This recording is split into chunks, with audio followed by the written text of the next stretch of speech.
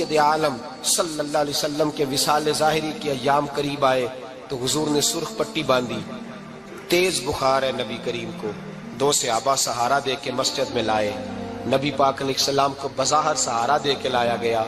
کریم رسول نے لوگوں کو جمع کیا، حضور آج کیا ہونے والا ہے، آج کیا کہا جائے گا، آج کس لیے میٹنگ بلائی ہے؟ نبی کریم کے کل صحابہ جب مسجد میں جمع ہوئے تو کھچا کھچ مسجد بھری ہے۔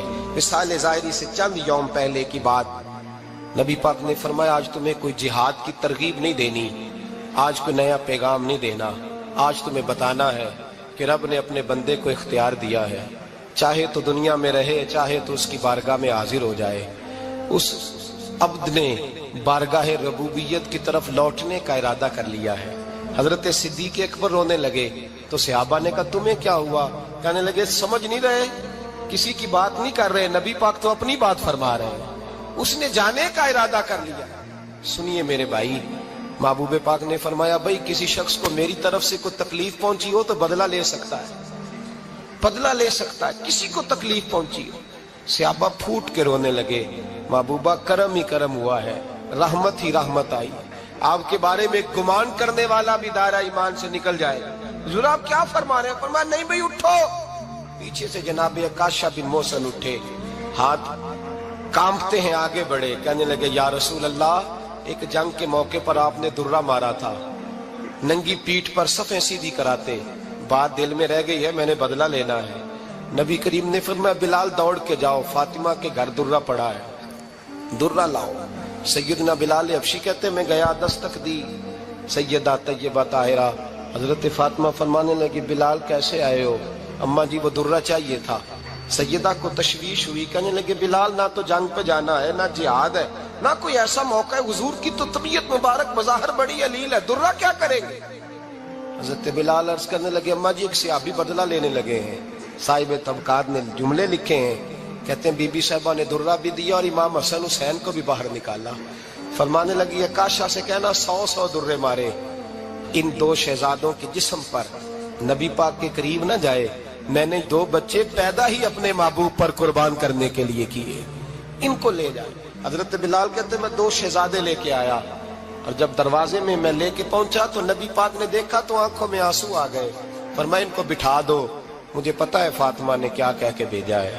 حضرت سیدنا بلال فرماتے ہیں درہ میں نے جناب عکاشہ کو دیا، حضرت عکاشہ درہ لے کے آگے جو بڑھے تو حضرت ابو بکر صدیق نے ان کے پیروں پہ ہاتھ رکھا، فرمایا عکاشہ میری طرف آ یا مجھے مار درے، نبی پاک کے قریب نہ جا۔ مصطفیٰ کریم نے فرمایا ابو بکر تو ہٹ جا، اسے آنے دے۔ فرماتے ہیں میں چند قدم آگے گیا تو مولا علی شیر خدا نے میرے پیر پہ ہاتھ رکھا، کہنے لگے عکاشہ سوچ تو صحیح تو کیا کر رہا ہے؟ حضور نے فرمایا علی ہٹ جاؤ، میرا اور ان کا معاملہ ہے۔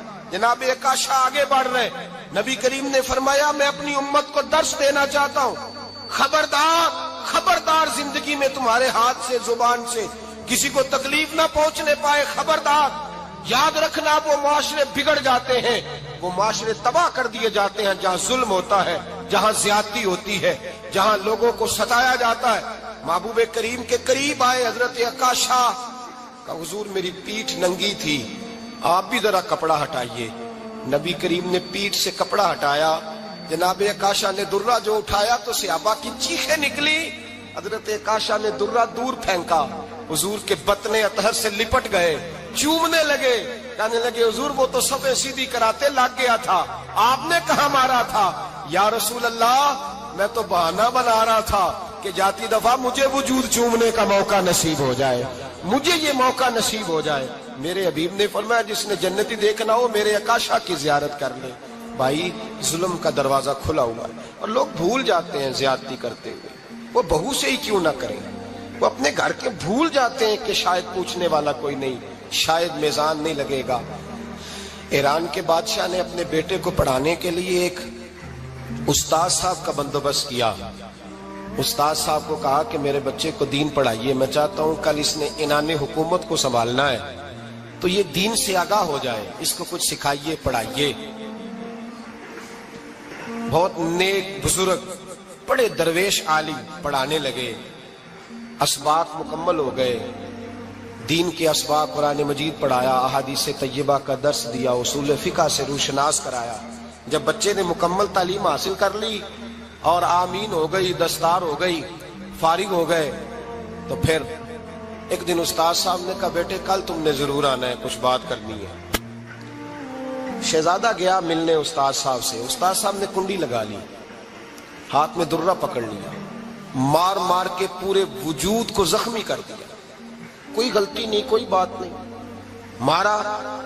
اب بچہ آیا آ کے بادشاہ سلامت سے کہا کہ ابا جی سمجھ نہیں آئی، بڑا مارا ہے استاد۔ تو سیانے تھے نا بادشاہ، یہاں تو قاری صاحب روز کٹہرے میں کھڑے ہوتے ہیں، مولوی صاحب آپ نے میرے بچے کو کیوں مارا ہے؟ آپ 8,000 کے مولوی ہیں، میرا کئی کروڑ کا بچہ ہے، سویرے بدل لیں گے، خبردار آپ نے بچے کو ہاتھ لگایا، اپنی حیثیت میں رہے معاذ۔ جو قومیں استادوں کو کٹہروں میں کھڑا کرتی ہیں وہ ترقی نہیں کر پاتی، جو استادوں کو کٹہروں میں روز کھڑا کرتی ہیں۔ کہا ابا جی بڑا مارا ہے، تو والد بڑے سمجھدار تھے، کہنے لگے بیٹا استاد باپ ہوتا ہے، وہ زیادتی نہیں کرتا، کوئی بات ہوگی میں تیرے استاد کو کٹہرے میں نہیں بلاؤں گا۔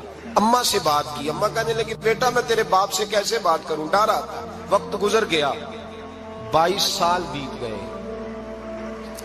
22 سال گزر گئے، بادشاہ کا انتقال ہوا، شہزادہ تخت پہ بیٹھا، پہلا حکم یہ دیا کہ میرے استاد کو بلاؤ، پہلا حکم۔ استاد جی بوڑھے ہو گئے تھے، چھڑی کے اوپر ٹیک لگا کے آئے اور بھویں سفید ہو کے جھک گئی تھیں، یوں آنکھ کھول کے بڑی مشکل سے دیکھا، کہنے لگے شہزادے حکم ہو۔ کب میں شہزادہ نہیں، اب میں بادشاہ بن گیا ہوں۔ استاد جی 22 سال بیت گئے، آپ نے مارا تھا، پر وہ درد چونکہ زیادتی کی تھی، میرا قصور کوئی نہیں تھا، تو نہ میری روح سے درد گیا ہے نہ میرے جسم سے گیا ہے، میں بے اختیار تھا، پوچھ نہیں سکتا تھا، آج با اختیار ہوا ہوں۔ سب سے پہلے پہلا حکم آپ کو دیا، بلایا ہے، بتائے کیوں مارا تھا، کیوں مجھے مارا تھا، میری زیادتی بتائے۔ تو استاد، بوڑھے استاد کی آنکھیں آنسوں سے بھر گئیں، کہنے لگے بیٹے بس آج کے دن کے لیے مارا تھا، یہ جو دن آ گیا نا میری زندگی میں اس لیے مارا تھا، یہ میں چاہتا تھا میری زندگی میں وقت آئے، آج کے بس میری مراد پوری ہو گئی۔ کہا صاحب کس لیے، مجھے بھی سمجھائے۔ آپ فرمانے لگے کتنی دیر ہو گئی تجھے مار کھائے ہوئے، کتنا زمانہ بیت گیا؟ کہنے لگا 22 سال۔ فرمایا زخم بھولے تو نہیں، درد ختم تو نہیں ہوئی، تمہیں بات 1 منٹ کے لیے بھی تمہارے حافظے سے محو تو نہیں ہوئی؟ کہا استاد جی روز رات کو یاد آتی، روز خیال آتا تھا۔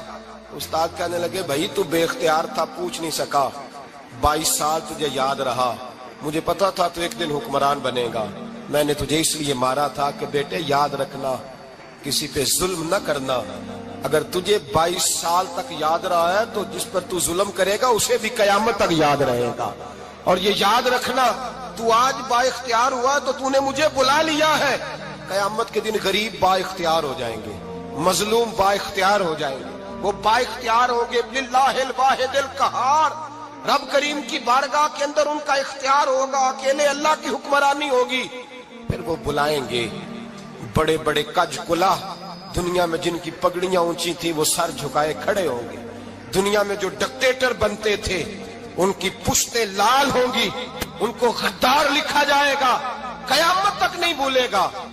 ظلم کرنا تو سوچ سمجھ کے کرنا، اتنا کرنا جتنا تم سہ سکتے ہو، اتنی زیادتی کرنا جتنی قیامت میں تم برداشت کر سکتے ہو۔ میرے نبی کریم صلی اللہ علیہ وسلم نے فرمایا ظلم سے بچو، یہ قیامت کے اندھیروں میں سے ایک اندھیرا ہوگا، زندگی میں زیادتی نہ کریں، اگر تھوڑی دیر کے لیے کوئی چیز برداشت کر جائیں گے تو وہ فائدہ دے جائے گی، کچھ دیر کے لیے اگر سہ جائیں گے تو نفع مل جائے گا، سہنے کی کوشش کریں لیکن زیادتی نہ کریں، نظر کو، سوچ کو، ذہن کو پاک رکھیں، اور میرے بھائی زندگی پوری ظلم سے بچیں، زیادتی سے بچیں۔ امیر المومنین حضرت جناب سیدنا عمر فاروق رضی اللہ تعالیٰ عنہ رات گھر میں تھے تو رونے لگے، بڑی دیر تک روتے رہے، والدہ اٹھی تو صاحبزادے سے کہنے لگی پتہ کرو تمہارے باپ کو کیا مسئلہ ہے۔ شہزادے آئے، کہنے لگے امیر المومنین والد گرامی کیا ہوا؟ تو حضرت عمر فاروق کہنے لگے بیٹا اپنی اماں کو بلاؤ۔ والدہ آ گئی، کیا بات ہے، کچھ طبیعت خراب ہے تو حکیم کا بندوبست کیا جائے۔ تو حضرت عمر کہنے لگے کچھ بھی نہیں، آج مسجد سے نکلا ہوں تو نبی پاک کے صحابہ میری تعریفیں کر رہے تھے۔ یہ حضرت فاروق اعظم کے وصال کے قریب کے دن ہے، تعریفیں تو حضرت یہ رونے کی بات ہے کہ خوش ہونے کی؟ آپ فرمانے لگے نہیں، سوچتا ہوں باہر تو میں اچھا رہا ہوں، پتہ نہیں گھر میں ہی کوئی زیادتی نہ ہو گئی ہو، پتہ نہیں تمہارے ساتھ بھی میرے معاملات ٹھیک تھے کہ نہیں۔ صحابہ تو تعریف کرتے ہیں، رو رہا ہوں تمہاری وجہ سے نہ الجھ جاؤں، بیوی ہی نہ کہے میرا حق ہی ادا نہیں کیا۔ یہ لفظ کہتے کہتے پہاڑ ہے یہ شخص، کیسر و کسرا کانپتے ہیں۔ حضرت عمر رو پڑے، بی بی سے کہنے لگے مجھے اللہ کی رضا کے لیے معاف نہیں کر دیتی؟ میرے اوپر بوجھ تھا امت کا، میں ساری رات مدینے کی گلیوں میں پھرتا تھا، دن سارا مسجد میں گزرتا تھا، میں تجھے وقت نہیں دے پایا، معاف نہیں کر دیتی؟ تو زوجہ کہنے لگی نہیں عمر، میں نے بھی زندگی میں اپنا کوئی سکھ چین نہیں دیکھا، کوئی چاؤ پورا نہیں کیا، میں کیسے معاف کر دوں؟ میں نہیں معاف کرتی۔ حضرت عمر زمین پہ بیٹھ گئے، رونے لگے، کہنے لگے چل معاف کر دے۔ کہنے لگی ایک وعدہ کرو، قیامت کے دن رب کریم کی بارگاہ میں میری سفارش کرو گے؟ اللہ کی بارگاہ میں عرض کرو گے کہ اللہ اچھی تھی، مجھے کپڑے دھو کے دیتی تھی، روٹی پکا کے دیتی تھی، میری عزت کی محافظ تھی؟ جناب عمر کہنے لگے تیرے ساتھ وعدہ ہے، رب اپنے فضل سے عمر کو جنت دے گا تو عمر تجھے جنت میں ساتھ لے کر کے جائے گا، تیرے ساتھ وعدہ ہے۔ میرے بھائی جن کے دلوں میں احساس تھا کہ ہم سے کوئی زیادتی نہ ہو جائے کسی جگہ، وہ تو یہاں تک معاملہ کرتے تھے، یہاں تک ان کا خیال رہتا تھا۔ عزیزو، ایک تو نظر میں حیا پیدا کریں، والدین کی بہت بڑی ذمہ داری ہے۔ لاکھوں بچے مرضی کی شادیاں کر رہے ہیں، ہزاروں گھر اجڑ رہے ہیں، یہ وہ والا زہر ہے جو ہر گھر میں تیزی سے پھیلتا چلا جا رہا ہے۔ پہلے ہم کہتے تھے کہ بچہ باہر نہ نکلے، اب کہتے ہیں اللہ کہیں موبائل لے کے تنہا نہ بیٹھ جائے، کہیں تنہا نہ بیٹھ جائے، کیا بنے گا اس کا اگر یہ گندگی اور یہ ایسا نشہ ہے جو اجاڑ کے رکھ دے۔ بخاری شریف میں حدیث ہے، قاضی ایاز مالکی رحمۃ اللہ علیہ نے بڑی تفصیل سے لکھی ہے، راوی حضرت انس بن مالک ہیں۔ ایک بندہ بڑی دور سے آیا نبی پاک صلی اللہ علیہ وسلم کی زیارت کے لیے، بڑی دور سے۔ عرب کے جو سردار ہوتے تھے ان کے بڑے ناز نخرے ہوتے تھے، وہ خیر آج بھی ہیں، پروٹوکول کا ماحول آج بھی، یعنی وزیر صاحب کے آگے دو چار گاڑیاں نہ ہوں تو ان کو مزہ ہی نہیں آتا، پولیس والے آگے پیچھے بھاگیں تو حالانکہ ان کو نہیں پتا کہ جو پولیس والے آگے پیچھے بھاگ رہے ہیں نا، یہ حکومت بدلی تو گرفتار کرنے بھی انہوں نہیں آنا ہے، لیکن وہ بڑا مزہ آتا ہے جب لوگ گاڑی کے پیچھے بھاگتے ہیں۔ کیا بات ہے جناب، بڑی بات۔ اور ہماری طبیعتوں میں پتہ نہیں کون سی، تو نبی پاک صلی اللہ علیہ وسلم کی خدمت میں وہ شخص بڑی دور سے آیا، تو عرب کے بادشاہوں کا مزاج تھا، پروٹوکول بڑا چاہتے تھے، ان کا تو یہ طریقہ تھا کہ حکمرانی کرنی ہے جیسے بھی ہو۔ اگر کسی غلام نے دھوپ میں بندھا رہ گیا، اونٹ اور چھاؤں میں نہیں باندھا تو درے مارتے تھے، اور اگر اس نے کھول کے باندھ دیا تو پھر بھی مارتے تھے، کہتے تھے اتنا سیانا ہو گیا تو انہیں پوچھا ہی نہیں، خود بخود ہی باندھ دیا۔ وہ شخص حضور کی بارگاہ میں آیا اور بہت سارے لوگوں کے پاس کیونکہ وہ جاتا تھا اپنے سربراہ کا پیغام لے کے، تو وہ کانپ رہا ہے جب حضور کی بارگاہ میں گیا، ڈر رہا ہے۔ اب ذرا بات کو سمجھنا، نبی پاک صلی اللہ علیہ وسلم نے اس سے فرمایا کیوں ڈرتے ہو؟ سادہ آدمی ہے، دیہاتی ہے، بدو ہے۔ اللہ کے رسول نے تھپ کی دی، کیوں ڈرتے ہو؟ تو کہتا ہے حضور مجھے آداب نہیں آتے اور مجھے ڈر آتا ہے، کوئی بات اگر ایسی ہو گئی، آپ مدینے کی حکومت کے سربراہ ہیں تو کہیں آپ ناراض نہ ہو جائیں۔ حضرت انس بن مالک فرماتے ہیں بات کہاں کی تھی، پہنچ کہاں گئی؟ جب اس نے یہ کہا نا کہ آپ تو حکومت کے سربراہ ہیں، کہیں کوئی غلطی نہ مجھ سے ہو جائے، تو نبی پاک کی آنکھوں میں آنسو آ گئے، حضور رونے لگے، اور نبی پاک صلی اللہ علیہ وسلم فرمانے لگے نہ بھائی، تو کسی حکومت کے سربراہ کے پاس نہیں آیا، نہ تو اس بیٹے کے پاس آیا ہے جس کی ماں گوشت کے خشک ٹکڑے کھا کے بھی گزارا کر لے گی۔ میں تو ایک غریب ماں کا بیٹا ہوں۔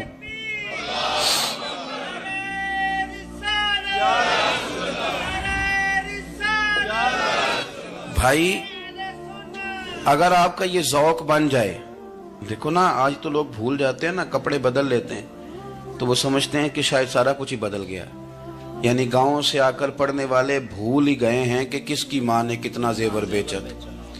لوگ بھول جاتے ہیں چیزوں کو، اپنے ماضی کو یاد رکھیں، آپ لوگوں کے ساتھ پیار کریں، آپ لوگوں کو موقع دیں، آپ تھوڑی سی اور کوشش کریں اس شخص تک جانے کی جو آپ کو مایوس نظر آ رہا ہے، پریشان نظر آ رہا ہے۔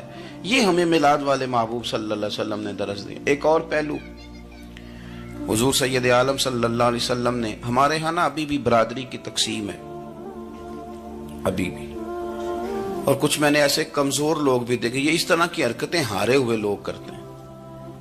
ہارے ہوئے لوگ جو اپنے آپ کو سمجھتے ہیں کہ میں کوئی بڑا آدمی ہوں. بڑا آدمی تو اپنے اخلاق سے ہوتا ہے، اپنے کردار سے ہوتا ہے، اپنی سخاوت سے ہوتا ہے، لوگوں سے پیار کرنے سے ہوتا ہے. باقی یہ کہ بیٹھ کے کہانی سنانا کہ میں بڑا کچھ کرتا ہوں، تو جو کچھ کرتا ہوتا ہے اسے سنانے کی کوئی ضرورت. ایک وہ بہت سارے لوگ آپ تعزیت کرنے جائیں نا والد کے انتقال کے بعد، تو ان بیچاروں کو بتانا پڑتا ہے کہ ابا جی میرے بغیر دوائی نہیں کھاتے تھے. تو میں کہتا ہوں اگر تیرے بغیر نہیں کھاتے تھے پھر بتانے کی ضرورت نہیں، پھر تو سارے گاؤں کو پتا ہوگا کہ تیرے بغیر نہیں کھاتے تھے. اور اگر کوئی دال میں کالا ہے تو پھر تیری وضاحت کوئی بندہ قبول نہیں کرے گا. تو آپ کو بتانا کیوں پڑ رہا ہے؟ اور آپ بار بار اس بات کا ذکر کیوں کر رہے ہیں کہ ہم بہت بڑے قبیلے کے ہیں؟ صاحب اگر آپ بڑے قبیلے کے ہیں تو پتا ہوگا سارے علاقے کو آپ کتنا لوگوں کا خیال کرتے ہیں، آپ کس قدر محبت کرتے ہیں، آپ کا انداز کریمانہ کس طرح کا. پھر آپ کو بتانے کی کوئی ضرورت نہیں ہوتی، پھر خود بخود خبر ہوتی. حضرت سیدنا ابو ذر غفاری رضی اللہ تعالیٰ عنہ، قبیلہ بنو غفار ایک بڑی شاخ تھی قبیلوں میں سے. جو لوگ اس زمانے میں مالدار قبیلوں سے تعلق رکھتے تھے ان میں سے ایک بڑا نام تھا. ساری زندگی چودراہٹ کی، لیکن میلاد ایک انقلاب کا نام ہے. میں میلاد منانے والے دوستوں سے گزارش کرتا ہوں کہ آپ ہر سال میلاد منائیں، اور ہر سال میلاد کے بعد آپ تھوڑے بدل بھی جائیں، یعنی تھوڑے سے بدل جائیں. کچھ لوگ کہیں یار یہ داڑھی میں نے نا 12 ربیع الاول والے دن رکھی تھی، یہ میری میلاد والی داڑھی ہے. اور داڑھی رکھیں بھی نبی پاک کی مرضی کی. کس کی مرضی کی؟ نہ ناراض ہو جائے جی میں ٹور چلا بس. کس مرضی کی جی؟ اپنی مرضی کے نہیں. داڑھی کا وزن کو نہیں ہوتا کہ پوری مٹھی رکھیں گے تو آپ کو کوئی دقت ہوگی، کوئی وزن نہیں. پوری رکھیں، جو حضور کا طریقہ مبارکہ ہے جو ہمیں ملتا ہے اس پر آپ توجہ فرمائیں. تو میں جو بات عرض کرنے جا رہا ہوں وہ میلاد انقلاب ہے. حضور سید عالم صلی اللہ علیہ وسلم کی بارگاہ میں آنے سے پہلے لوگ کچھ اور ہوتے تھے، اور یہاں سے ہو کے جاتے تھے تو پھر ان میں تبدیلی آتی تھی. میں سارا دن کرامتیں سناؤں نا کسی کو اپنے پیر صاحب کی، اور اپنے گھر میں بھی کہ میرے حضرت بڑے، میرے استاد بڑے، لیکن بیوی کے ساتھ اگر میں ترش لہجے میں بات کروں گا تو وہ کہے گی یہ سکھاندے نے تینوں پیر صاحب. دوست کہیں گے یہ سکھاتے ہیں آپ. تو آپ کی کہانیاں نہیں چلتی، آپ کا کردار چلتا ہے. حضرت ابو ذر غفاری رضی اللہ تعالیٰ عنہ فرماتے ہیں چونکہ میں چودھری تھا، سیدنا بلال حبشی رضی اللہ تعالیٰ عنہ کے پاس میں بیٹھا تھا. کسی بات میں بات آگے بڑھی اور بڑھتے بڑھتے بات شکنجی تک چلی گئی. رائے کے اختلاف نے باتوں میں تلخی پیدا کر دی، اور جب تھوڑے لفظ اور تیز ہوئے تو میں نے انہیں کہہ دیا چپ کر، تو ابشن کا بیٹا ہے. کس کے بیٹے تھے حضرت بلال؟ کہتے ہیں جب انہوں نے مجھے کہا تو میرا دل بڑا ٹوٹا، لیکن میں نے ارادہ کیا کہ میں نے حضور کی بارگاہ میں نہیں عرض کرنی. اب ہر بات کی ہم حضور کی بارگاہ میں شکایت کریں. لیکن میں جا کے مسجد میں بیٹھا، اور جب سرکار آئے نا، ارادہ نہیں تھا کہ عرض کروں گا، لیکن حضور کا چہرہ دیکھا تو دکھ میرا خود ہی تازہ ہو گیا. رونے کا بھی تو تب ہی مزہ آتا ہے نا کوئی اپنا ملے تو. فرماتے ہیں کہ میرے آنسو نہ بغیر اختیار کے چھلک پڑے، اور میں کھل کے روئے، کھل کے. قربان جاؤں محبوب کے بھی حضور نے پاس نہیں بلایا، بلکہ نبی پاک اٹھ کے خود میرے پاس آئے اور مجھے کندھوں سے پکڑ کے سینے سے لگایا. اور جب میں کھل کے رو لیا تو حضور میرے آنسو پوچھنے لگے. کچھ شعر ایسے ہوتے ہیں جو کسی نے کہے ہوتے ہیں، اور کہنے والا جو ہوتا ہے وہ صاحب حال ہوتا ہے، تو اس میں کچھ خوبصورتی زیادہ ہی ہو جاتی ہے. ایک پنجابی کے شاعر ہمارے گجرات میں گزرے، بزرگ تھے، ان کا ایک شعر ہے. وہ کہتے ہیں ایک واری میری آنکھیاں چوں اونا نے اتھرو پونجے سن. ایک واری میری آنکھیاں چوں اونا نے اتھرو پونجے سن، ہن تے چسکا پہ گیا رونے دا. ایک واری میری آنکھیاں چوں اونا نے اتھرو پونجے سن، ہن تے چسکا پہ گیا رونے دا، تے ہر ویلے آہو زاری دا. تو میں روز رونے لگا ہوں. مزہ ہی بڑا آیا ہے جب سے محبوب نے چپ کرانا شروع کیا میرے عزیز. اور پھر حضرت بلال حبشی رضی اللہ تعالیٰ عنہ چونکہ حضور کے غلام تھے اور انہیں پتا تھا کہ سرکار میری ناز برداری کرتے ہیں، حضور نے چپ کرایا. فرمایا کیوں روتے ہو؟ تو عرض کرنے لگے یا رسول اللہ صلی اللہ علیہ وسلم، اگر میں ابشن کا بیٹا ہوں تو میری تو غلطی کوئی نہیں نا، یہ تو تقسیم اللہ کی ہے نا. الذی خلقک فسواک فعدلک فی ای صورت ما شاء رکبک جس طرح وہ چاہتا ہے، جس کو چاہتا ہے اس طرح کی اس کی صورت بنا دیتا ہے. تو مجھے ابشن کا بیٹا کہا جاتا ہے، میری غلطی کیا ہے؟ حضرت